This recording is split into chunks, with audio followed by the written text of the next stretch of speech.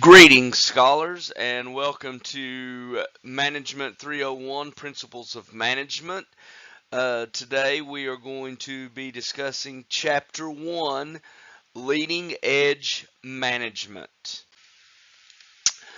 Management is doing things right.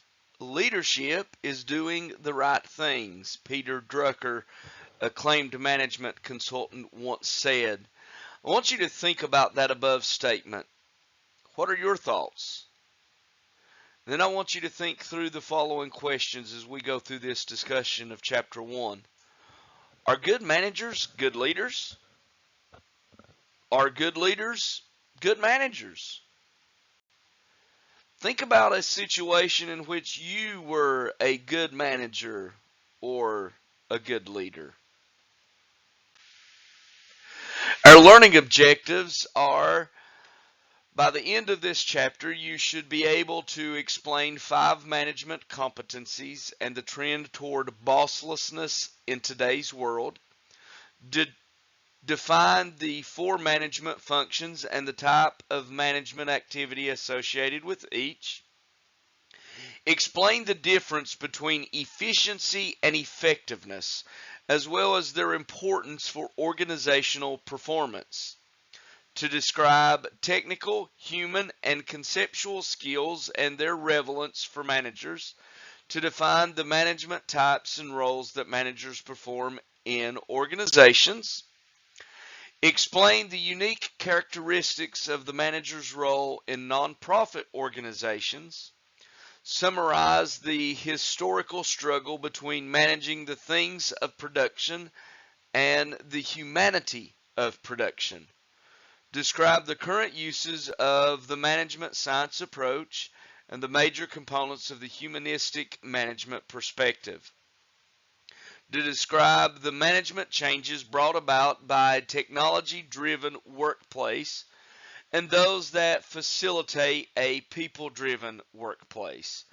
And finally, explain how artificial intelligence may help bridge the historical struggle between managing the things of production and the humanity of production.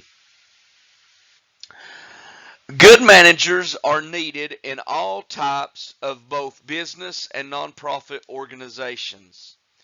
The nature of management is to motivate and coordinate others to cope with diverse and far-reaching challenges. Managers set up the systems and conditions to help other people perform well, but managing is not easy.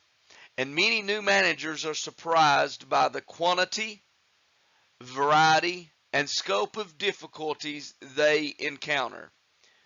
Management missteps can damage an organization. The field of management is undergoing a transformation that asks managers to do more with less, to engage with employees' hearts and minds as well as their physical energy, to see change rather than stability as natural, and to inspire a vision and cultural values that allow people to create a truly collaborative and productive workplace. Data shows us that well-managed companies have higher productivity, higher market value, greater growth, as well as a superior ability to thrive in difficult conditions. Management is the attainment of organizational goals in an effective and efficient manner through planning, organizing, leading, and controlling organizational resources.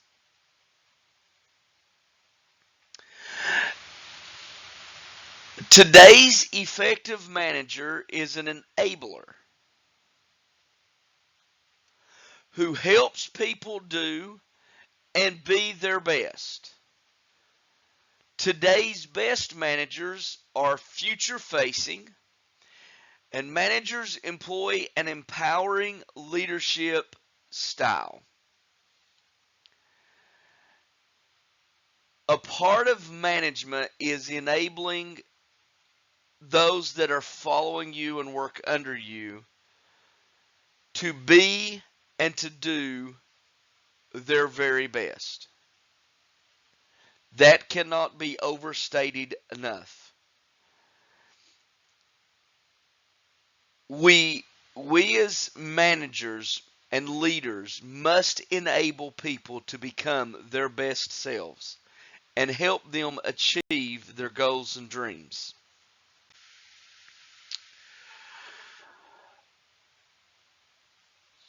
Certain elements of management are timeless, but there are environmental shifts that have influenced the practice of management. Some of those include technology, social media, mobile apps.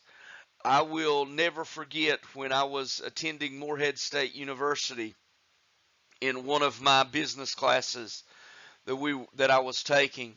The professor said, "I want you to remember this.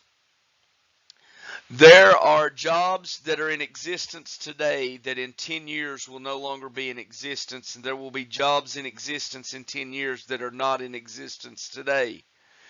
And one of the things that you've got to understand is when I was in college at Morehead State and was working on my undergrad and working on my bachelor's in business administration, cell phones was something that was relatively new. The cell phone that I had was a Nokia. It had a green screen, and there were just a few games. One of the games was Snake. One of the games was Tetris. To text, you would have to push the button that corresponded to the letter, and you had to push it till you got to the letter that you wanted. And it was very time consuming to send a text message and different things. So technology is advancing every day and jumping by leaps and bounds, and so it's creating rapid environmental shifts. There's a move to knowledge or information based economy, the rise of AI and artificial intelligence, the global market, the growing threat of cybercrime, shifting expectations. All of these are rapid environmental shifts that are forcing managers to become better, to think and overcome obstacles. We look at figure 1-1, and it kind of shows management competencies for today. From a traditional approach to new competencies. And what we see here is the management principle of overseeing work. Managers are moving from a controller to an enabler, accomplishing tasks from supervising individuals to leading teams, managing relationships from conflict and competition to collaboration, including use of social media, leading from autocratic to empowering and sometimes becoming bossless. And we'll talk more about that later in this chapter. Designing from maintaining stability to mobilizing for change. And let me say this, one of the things that you've got to realize and you've got to always understand in management, change is inevitable. And those individuals that are able to quickly change, those individuals that are able to quickly adapt to change, are oftentimes those that are the most successful individuals. There is a trend toward bosslessness. And what we're seeing is that a few organizations are experimenting with a bossless design that turns management authority and responsibility over to employees. At least 18 organizations around the world are moving toward or are becoming or operating as primarily bossless workplaces.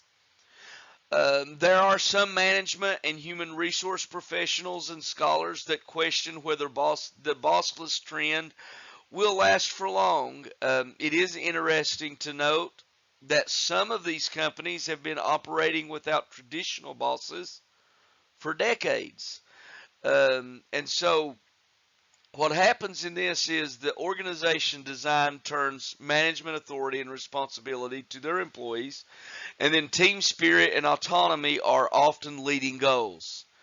How and where work gets done has shifted. New technology enables employees to work from locations outside of a regular office. It also provides greater flexibility as well as increased employee initiative and commitment.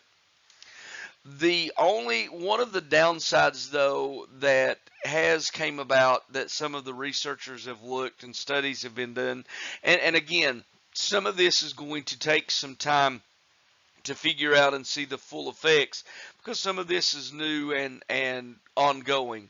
But with new technology that enables employees to work from locations outside of a regular office, for example, work from home, what some companies are finding though is that some of those employees are not near as productive as when they were working in, let's say, a typical office. And so the news is talking about some of these companies that are bringing their employees back into their offices, as opposed to continuing working from home. So again, all of this is ongoing and just some trends that will be studied and looked at. The basic functions of management.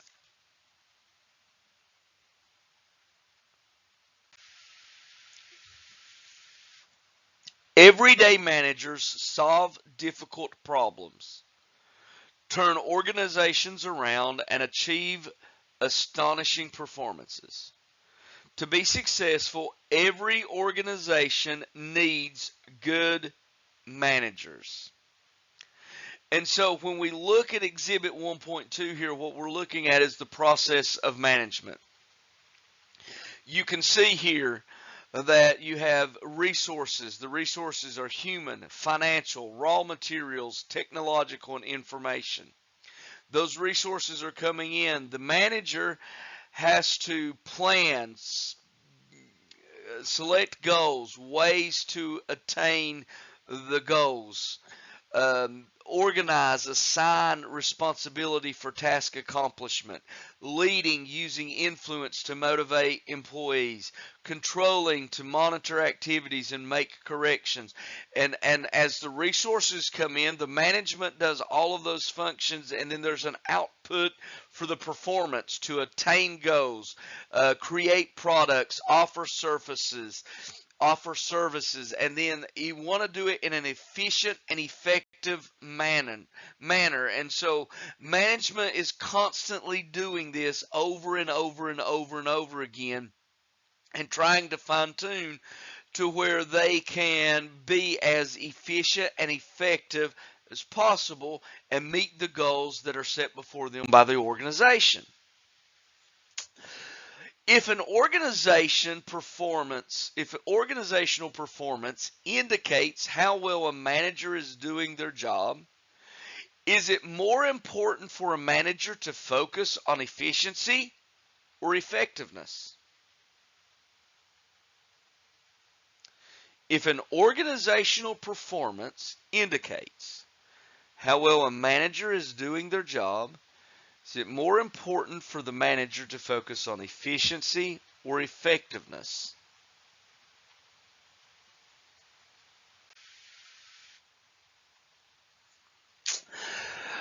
Organizational performance, section 1.3. The definition of management encompasses the idea of attaining organizational goals in an efficient and effective manner.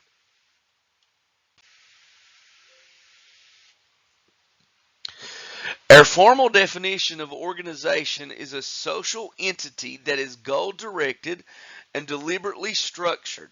Social entity means being made up of two or more people. Goal-directed means designed to achieve some outcome, such as make a profit, win pay increases for members, meet spiritual needs, or provide social satisfaction. Deliberately structured means the tasks are divided and responsibility for their performance is assigned to organizational members. This definition applies to all organizations, both for profit and nonprofit.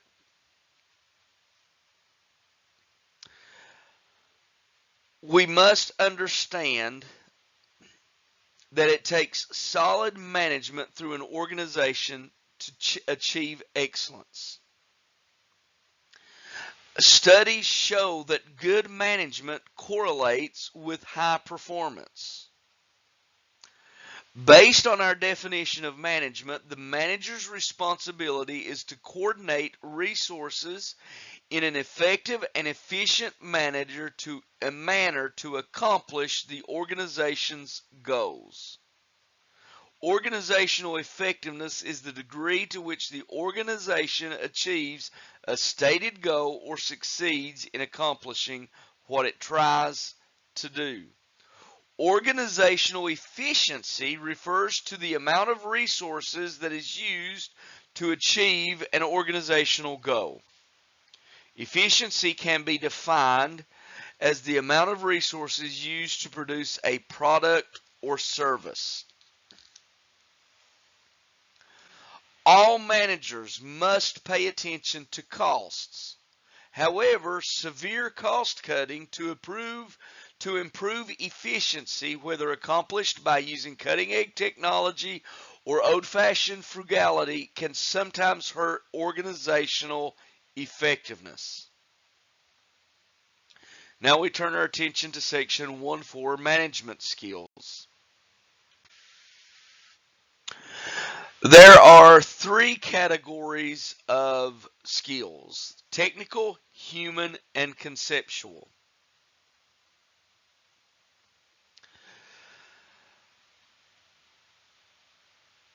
A manager's job requires a range of skills which can be placed into three categories. Although the degree of each skill required at different levels of an organization may vary, all managers must possess some skill in each of these important areas to perform effectively. The application of management skills change as managers move up the hierarchy. So we look at Exhibit 1.3. You notice that non-managers who are individual contributors, they need to be high in technical skills, then have human skill, and then last is conceptual skills. Middle managers, however, need to be less with technical skills, greater in human skills, and then conceptual skills. But I want you to notice that in both instances, in middle managers and non-managers, human skills are important. Human skills are increasingly important for managers at all levels and in all types of organizations. Even at companies like Google, which depend on technical expertise, human skills are considered essential for managers. When Google analyzed performance reviews and feedback surveys to find out what makes a good manager of technical people, it found that technical expertise ranked low on the list of desired manager qualities. Now, I want you to look at Google's rules, top 10 behaviors for managers, and this exhibit is very good. The number one behavior, the number one sought after characteristic for a manager was to be a good coach. Secondly, empower your team and don't micromanage. Third, create an inclusive team environment showing concern for success and well-being. Be productive and results-oriented. Be a good communicator and listen to your team. Support career development and discuss performance. Have a clear vision and strategy for the team. Have key technical skills so you can help advise the team. So again, that's 8 technical skills come in at 8th on the list. Collaborate across Google and then be a strong decision maker was the last. Being a good coach and in empowering your team are the top 2 behaviors for managers. Now, it's no secret that sometimes management fails. We can look at the news, and management failures have been on the news, and there's tons of examples that we can look at.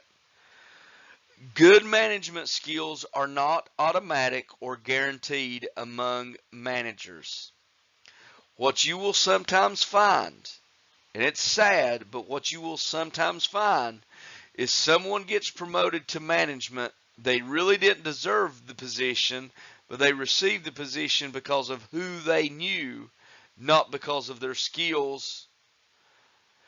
And I don't care who we are,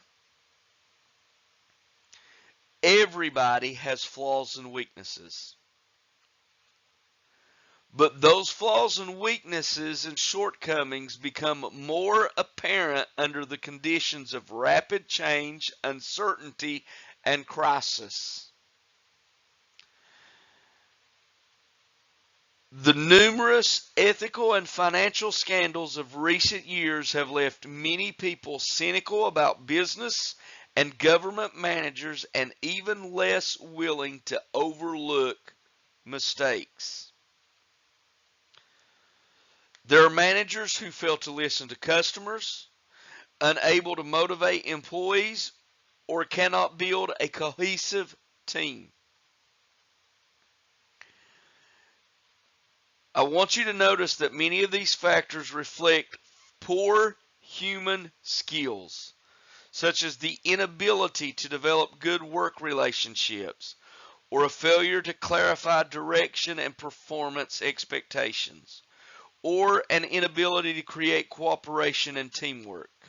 The number one reason for manager failure is ineffective communication skills and practices, a shortcoming cited by 81% of managers surveyed. So again, human skills are vitally important to managers. Exhibit 1.5 gives a list of the 10 top causes of manager failure. Number 1, ineffective communication skills and practices. Number 10 is poor planning practices or reactionary behavior. But I want you to look at those first 2. Again, human skills, being able to effectively communicate, and then to develop good relationships. If you're poor at work relationships and interpersonal skills, it's going to cause failure. Challenges facing new managers. Many people who are promoted into a managerial position have little idea what the job entails and receive little training about how to handle their new role. It's no wonder that among managers, first-line supervisors tend to experience the most job burnout and attrition. So what happens is performers often become managers. They are performing well at a lower level because of their performance. They are considered to be good candidates to move into a management position. But there's a change that takes place from when you're in a lower level position to becoming a manager. So becoming a manager transforms personal identity and how people think of themselves. They move from being a doer to being a coordinator. Many new managers expect more freedom to make changes. However, successful managers build teams and networks. So when a manager, becoming a manager, and you transition in the way that you think of themselves, it's called your personal identity. And so when you go into management, sometimes you have to let go of deeply held attitudes and habits and learning new ways of thinking. The manager, instead of just being a doer, a manager has to be a generalist and learn to coordinate a broad range of activities. One of the most common mistakes new managers make is by wanting to do all the work themselves as opposed to delegating to others and developing others' abilities. When managers do not delegate and they try to do everything themselves, it quickly can lead to burnout and fatigue. Hill reminds us that as a manager, you must be an instrument to get things done in the organization by working with and through others rather than being the one doing the work. Many managers make the transformation by trial by fire. So we look at 1.6, Exhibit 1.6, from individual identity to manager identity. As an individual, you're a specialist. You perform specific tasks. You get things done through your own efforts, an individual actor, and you work relatively independently. As a manager, you're a generalist. You coordinate diverse tasks. You get things done through others. You're a network builder, and you work in highly interdependent manner. What is a manager's job really like? And I want to tell you that I can speak to this. I have been in management and leadership for well over 25 years now in various positions. I have worked in management positions and leadership positions in a variety of industries and in a variety of backgrounds. And so management can be fun, but it can also be very tiresome and draining at times. Despite a proliferation of management gurus, management consultants, and management schools, it remains murky to many of us what managers actually do and why we need them in the first place. Ray Fishman writes, who is a Columbia Business School professor. Henry Mitzenberg, who followed managers around and recorded all of their activities, developed a description of managerial work that included 3 general characteristics and 10 roles. These characteristics and roles have been supported by other research. So, manager activities.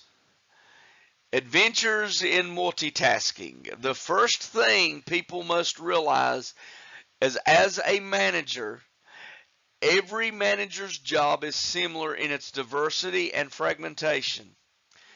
You've got to be able to multitask. You've got to be able to handle a lot.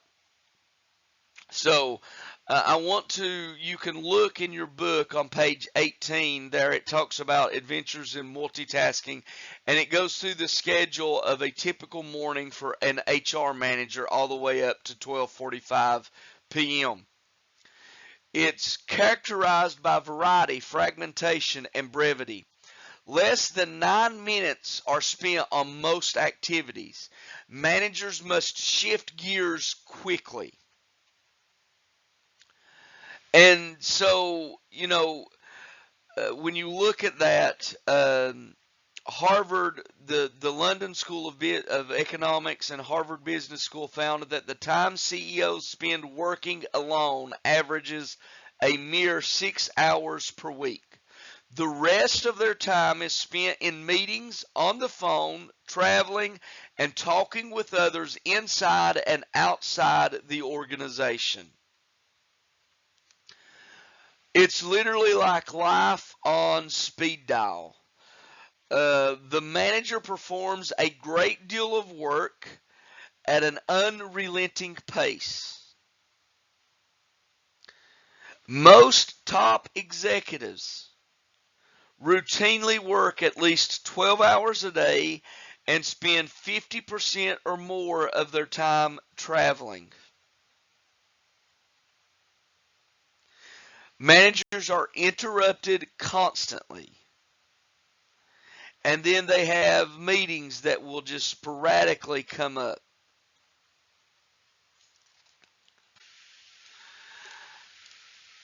So, with so many responsibilities and so many competing demands on their time, how do managers cope?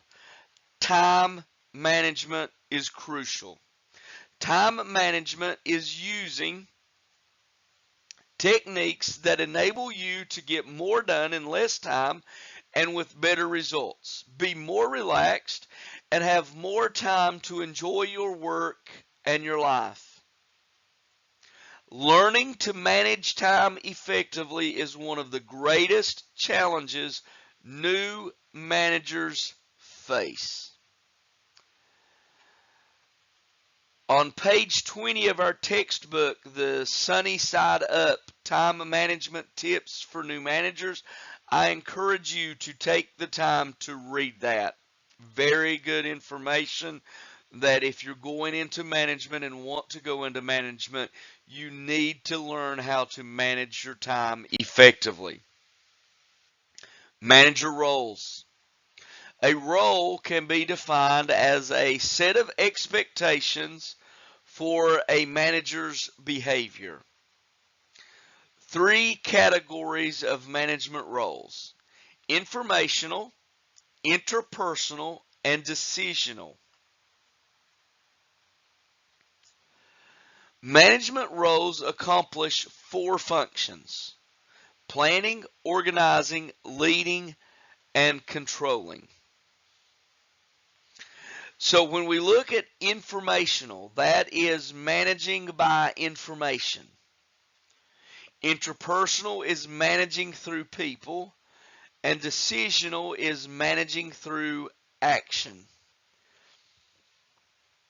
It is important to remember that the real job of management isn't practiced as a set of independent parts. That is, all the roles interact in the real world of management. The disseminator and spokesperson roles become crucial during times of crisis. I want you to note that the importance of the leader role typically declines and the importance of the liaison role increases as a manager moves up the organizational hierarchy. The 10 manager roles, and again, those can be divided into those three categories. So under the informational category, we have the role of monitor, which is to seek and receive information, scan web, periodicals, reports, maintain personal contacts. Disseminator, to forward information to other organization members, send memos and reports, make phone calls. And the third category, the third role under informational is a spokesperson, to transmit information to outsiders through speeches and reports. Under the interpersonal category, we have the figurehead role, which is to perform ceremonial and symbolic duties such as greeting visitors, signing legal documents. Also is the role of a leader, to direct and motivate subordinates, train, counsel, and communicate with subordinates. And then the liaison role, to maintain information links inside and outside the organization, use email, phone, meetings. And then we have the decisional category. And under that, there are 4 roles. The role of the entrepreneur, to initiate improvement projects, identify new ideas, delegate idea responsibility to others. The disturbance handler, to take corrective action during conflicts or crisis. Resolve disputes among subordinates. Resource allocator, decide who gets resources, schedule, budget, set priorities. And then finally, the role of the negotiator, to represent team or department's interests, represent department during a negotiation of budget, union contracts, purchases, etc. I want to pause here for a moment, and I'm going to ask a question, and then we're going to take just a moment. Which of the following sets of manager roles would be considered decisional roles?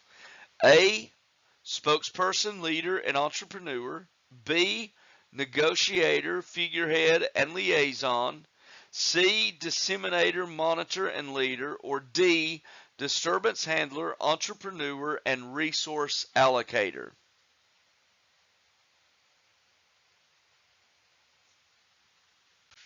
If you chose D, you are correct.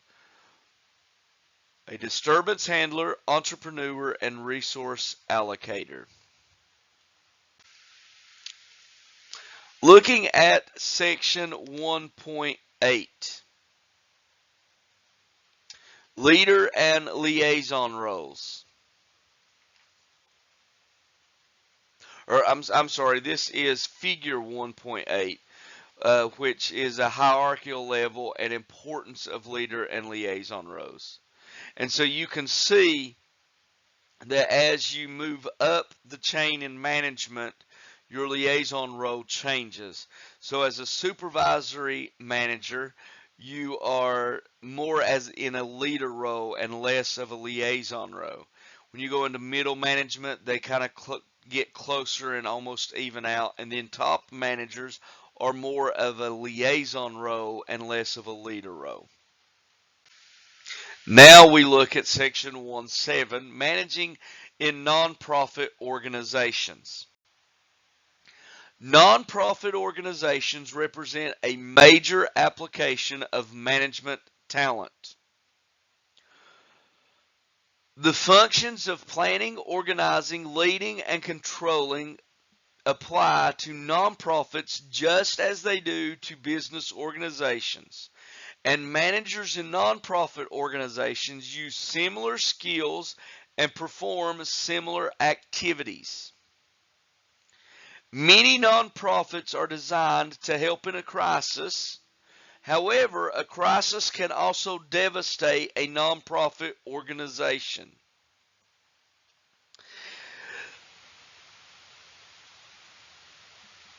You must apply the 4 functions of management in order to make a social impact. And that's what you're trying to do in a nonprofit organization. Generating social impact rather than profits is what makes nonprofits different from other businesses. When we think of nonprofits, we think of organizations such as Secondhand Harvest Food Bank, United Way, the Salvation Army, Nature Conservancy, Boys and Girls Clubs of America, the Museum of Modern Art. These are all examples of nonprofit organizations. They try to keep costs low. Success needs to measure intangibles like improved public health. So one of the things in hospitals, in a nonprofit organization such as a hospital, the success is how are we improving public health? And how are we making our communities safer and healthier? And so those are things that help look at the determining of success in a nonprofit organization. Now we look at section 1.8, the historical struggle, the things of production versus the humanity of production. Managers are always on the lookout for fresh ideas, groundbreaking management approaches to new tools and techniques. Management philosophies and organizational forms change over time to meet needs and to respond to current challenges. The workplace of today is different from what it was 50 years ago. Indeed, it's really different from what it was even 10 years ago. Yet, historical concepts form the backbone of management education. Techniques can gain and lose popularity because of shifting historical forces and the persistent need to balance human needs with the needs of production activities. Studying management history helps you understand the impact of social forces on organizations. Studying history doesn't mean merely arranging events in chronological order. You've got to develop an understanding of the impact of societal forces on organization. Studying history is a way to achieve strategic thinking, seeing the big picture, and improve conceptual skills. Certain factors affect management practices and perspectives, such as social forces, political forces, and economic forces.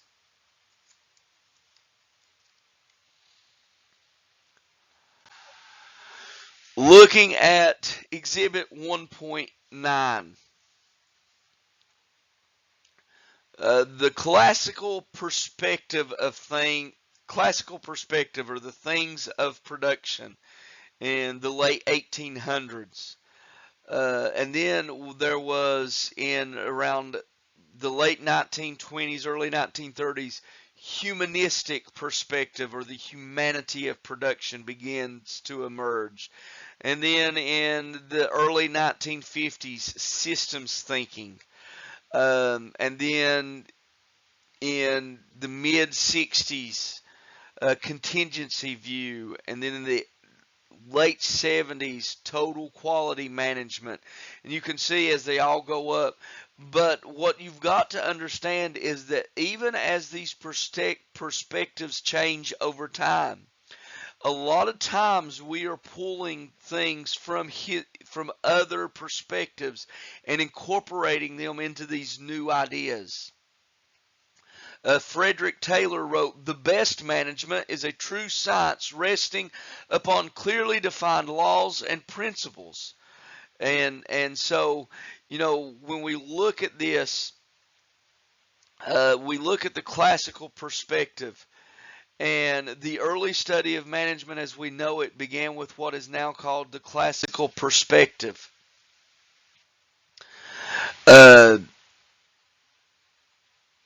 This perspective contained four subfields with a slightly different emphasis: scientific management, bureaucratic organizations, administrative principles, and management science. When we look at Exhibit 1.10, the tension between historical forces, it's a tension between the focus of things of production and a focus on the humanity of production. The focus on things of production, management focus, is on production efficiency via organizational design and workflow systems and control. The opposite of that is the focus of humanity of production, where management focus is on meeting human needs for greater motivation and engagement to increase effectiveness. And these two tensions are constantly at battle with each other. So then we begin to look at the classical perspective. Emerged during the 19th and early 20th centuries during the rise of factories and the factory system. So large, complex organizations required new approaches to coordination and control. And as I mentioned, those four subfields: scientific management, bureaucratic organizations, administrative principles, and management science.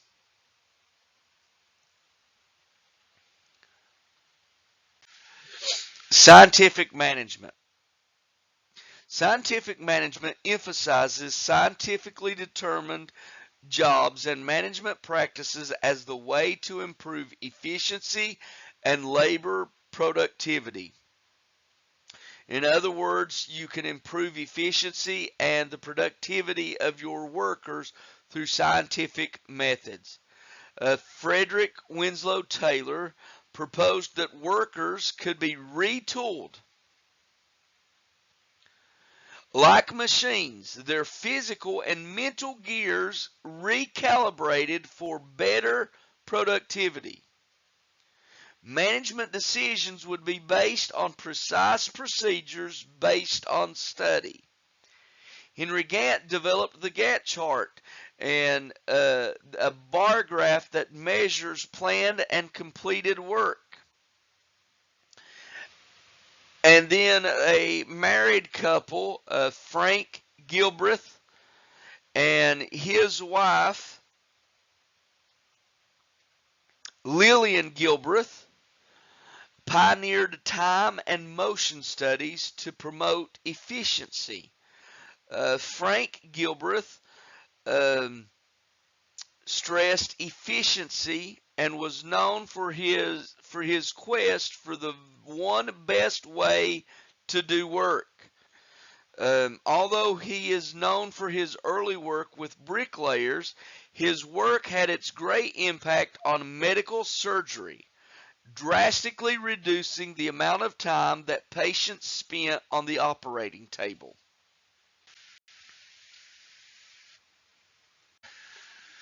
Next, we look at bureaucratic organizations.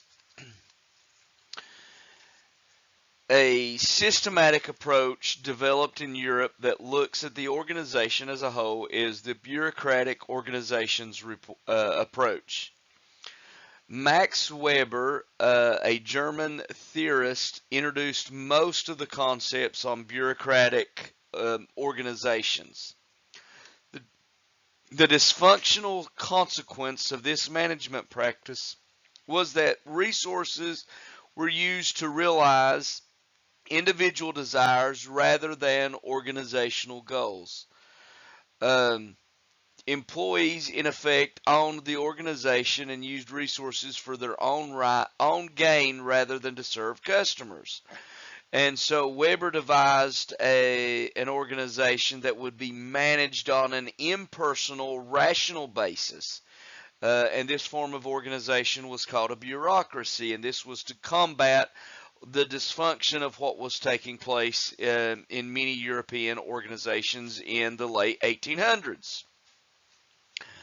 This is a type of organization where managers use power instead of personality to delegate. Although important productivity gains come from this approach, bureaucracy has taken on a negative tone. Bureaucracy is also associated with endless rules and red tape. And I'm sure all of us at some point has been frustrated by waiting in long lines or following tedious procedures that we find silly and doesn't make much sense. However, the value of bureaucratic principles is still evident in many organizations such as UPS. And so UPS is very bureaucratic. In fact, if you look in your textbook on page 30, it discusses what the strict dress codes and the rules and the mandatory methods that employees of UPS must learn and memorize and do. Although he perceived bureaucracy as a threat to personal liberties, he recognized it as the most efficient and rational form of organizing. Rules and other bureaucratic procedures provide a standard way of guiding employee behavior. And in this type of system, everyone gets equal treatment and everyone knows what the rules are and what is expected. Exhibit 1.12 looks at the characteristics of Weberian bureaucracy. And when we look at that, the ideal bureaucracy, and then it's got all of the divisions out to the side. Then we come to section 19C, administrative principles. Another major subfield with the classical perspective is known as the administrative principles approach. Whereas scientific management focuses on the productivity of individual worker, the administrative principles approach considers the total organization. Henry Fayol, a major contributor, listed 14 general principles of management. Many of those are still used today, such as unity of command, division of work, unity of direction, and scalar chain. The unity of command is where each subordinate receives orders from one and only one superior. Division of work is where managerial work and technical work are amendable to specialization to produce more and better work with the same amount of effort. Unity of direction is similar activities in an organization should be grouped together under one manager. And then the scalar chain is a chain of authority that extends from the top to the bottom of the organization and should include every employee. Henry identified 5 functions of management, such as planning, organizing, commanding, coordinating, and controlling. These functions underlie much of the general approach to today's management theory. And then there was also a gentleman, another contributor was Charles Clinton Spaulding, who has been called the father of African American management. He was the son of a farmer who worked his way up to become president of North Carolina Mutual Life Insurance Company, or the Mutual. In his classic 1927 article, The Administration of Big Business, he outlined 8 fundamental necessities, many of which were later addressed by Fayol. Examples are authority and responsibility, which is there should be a manager who has the responsibility and authority to decide on every fundamental issue. The division of labor.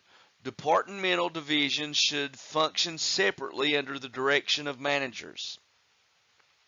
There must be a reliable system or adequate manpower. There must be a reliable system for acquiring and training the best employees. And then cooperation and teamwork. Cooperation, unity, and regular communication among managers is essential. We now look at section 19D, management science. Management science, which dates from the mid-20th century. World War II caused many management changes. Management science is also referred to as quantitative perspective. In this approach, it applies mathematics, statistics, and other quantitative techniques to management decision making and problem solving. It was developed primarily for the military during World War II and then enhanced by the development of the computer. And many of those principles are still widely used today. Subsets of management science include operations research, which is mathematics model building.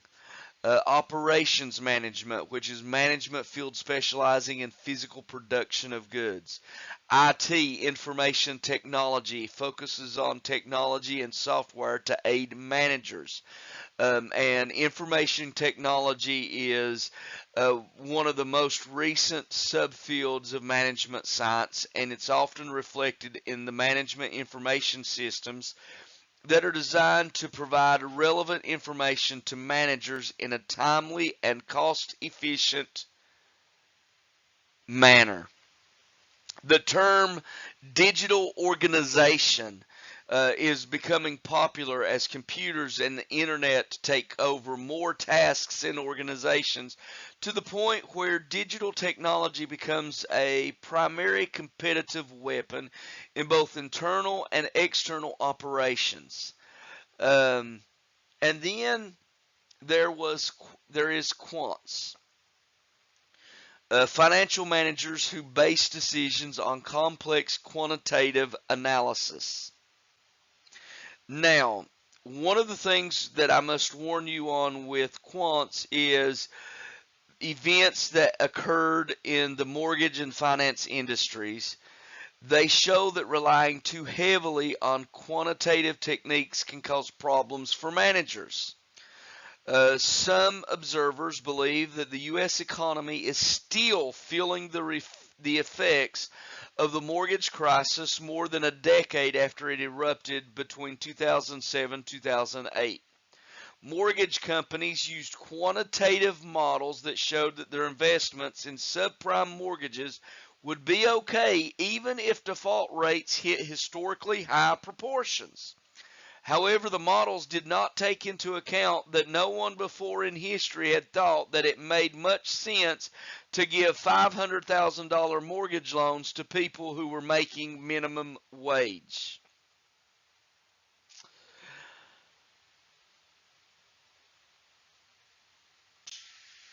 Now we shift our focus to section 110, the humanistic perspective. The humanistic perspective on management primarily focuses on the humanity of production. It emphasizes the importance of understanding human behaviors, needs, and attributes in the workplace, as well as social interactions and group processes. There are three primary subfields based on the humanistic perspective: the human relations movement, the human resources perspective, and the behavioral sciences approach. The contrast of the humanistic perspective is the importance of people rather than engineering techniques. Mary Parker Follett and Chester Bernard are two of the pioneers and advocates of a more humanistic approach. They believed in empowerment, facilitating instead of controlling employees. An informal organization where cliques and informal networks and social groupings occurred. And then there was the acceptance theory of authority. People can choose to follow management orders.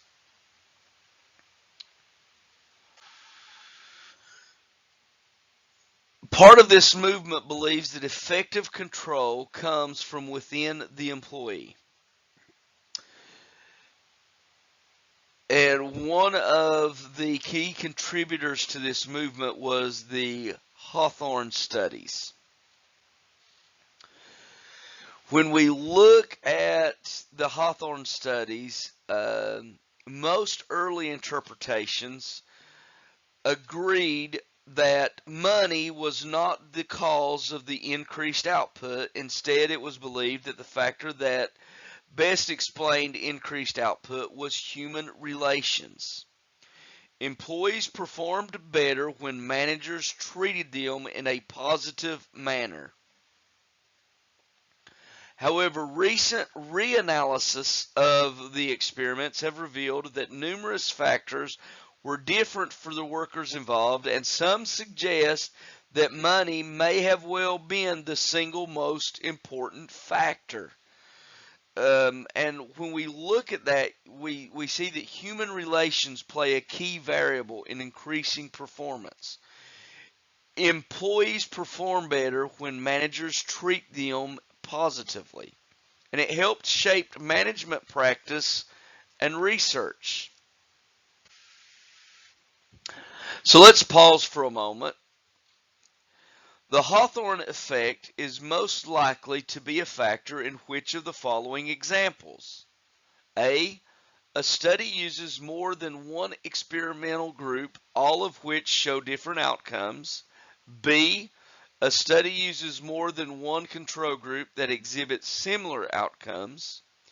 C. A study involves numerous experimental and control groups, none of which shows consistent data. Or D. A study involves one experimental group and one control group, but only the control group knows they are being observed.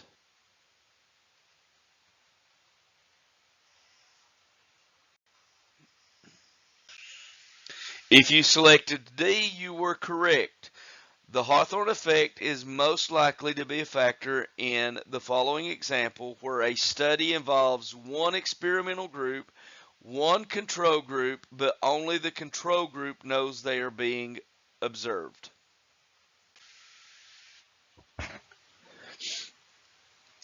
Satisfied workers produce more work. Let me say that again. Satisfied workers produce more work.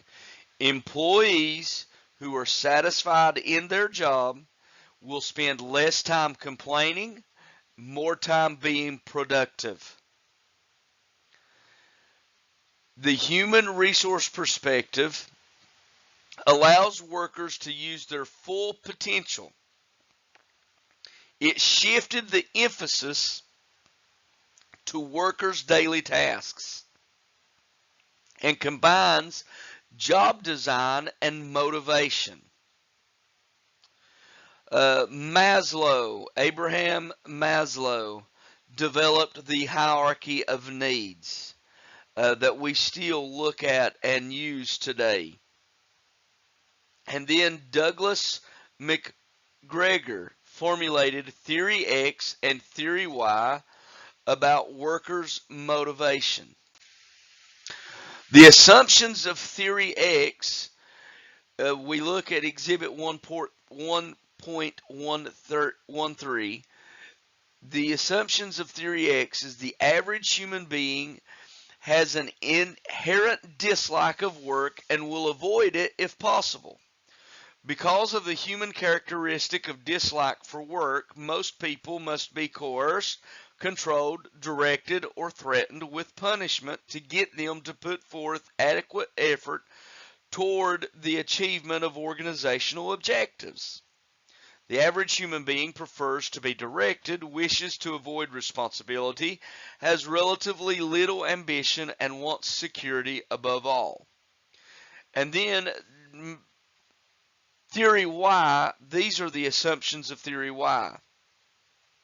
The expenditure of physical and mental effort in work is as natural as play or rest.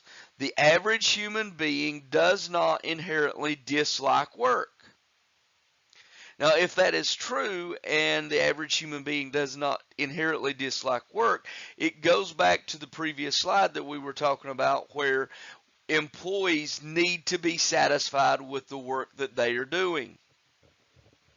And if they are satisfied, then they will like their work and produce more. The next assumption is external control and the threat of punishment are not the only means for bringing about effort toward organizational objectives. A person will exercise self-direction and self-control in the service of objectives to which he or she is committed. In other words, you don't need to have workers fear you in order for them to be productive. They need to be able to participate in developing the objectives and the goals of the organization, and when they see those and are participants in those and they make sense, they will exercise self-direction and self-control to make sure those objectives and goals are accomplished.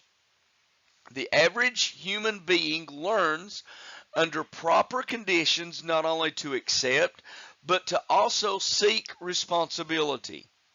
The capacity to exercise a relatively high degree of imagination, ingenuity, and creativity in the solution of organizational problems is widely, not narrowly distributed in the population.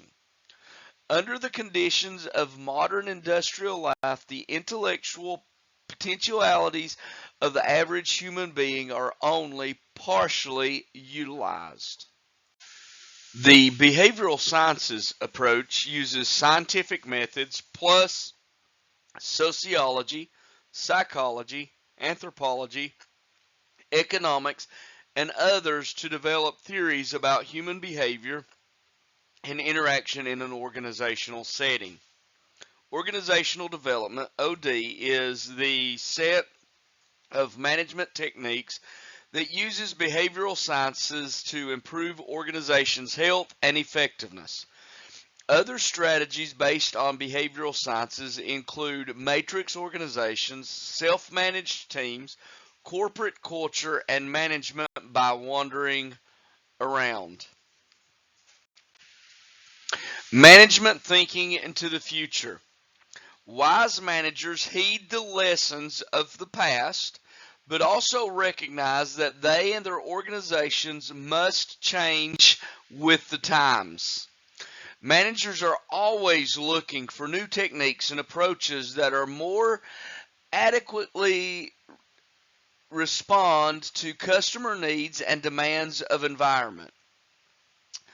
Bain and Company's recent management tools and trends survey gives us a recipe for success, feature lists, a wide variety of ideas and techniques that are used by today's managers. The Bain study also gauges manager attitudes and compares sentiments and tool use in the context of previous surveys. 5 important trends are noted in the most recent report are a broad move away from hierarchical structures toward empowered teams, a desire to make the most of digital technology, a greater focus on building corporate climate, an emphasis on strengthening customer relationships, and a renewed emphasis on cost control.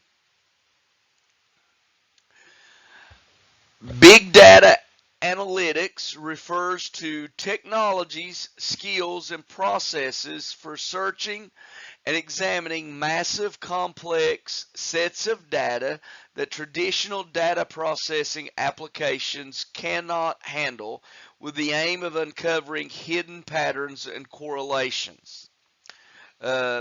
Internet of Things is smart devices and chips that communicate to other devices, and it increases the effectiveness of two-way communication. We look at Exhibit 1.14, platform-based digital organization. Platform-based organizations connect and enable users to both create and consume something of value. An example is that of Uber, where the platform connects those that are willing to give people a ride to those who are needing a ride, and they are connected via the platform of Uber.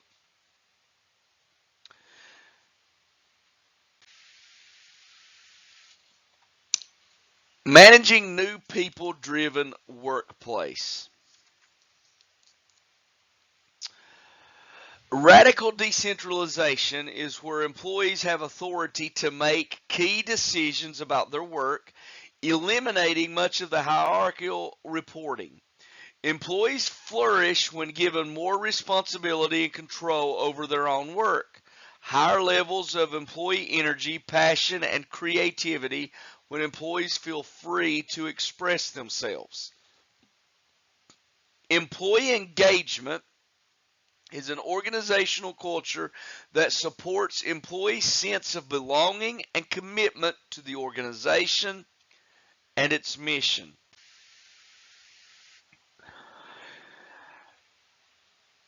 And then we come to the last section, the historical struggle. Is artificial intelligence the answer? AI, or artificial intelligence, are techniques by which computer systems learn, communicate, and make decisions similar to or better than human beings can. It does the work that humans find unsatisfying, and it allows humans to focus on work that involves more thinking and analysis. And then our text talks about nudge management, which is applying behavioral science insights in organizational design to guide people toward behaviors that support organizational goals and values. It uses digital technology.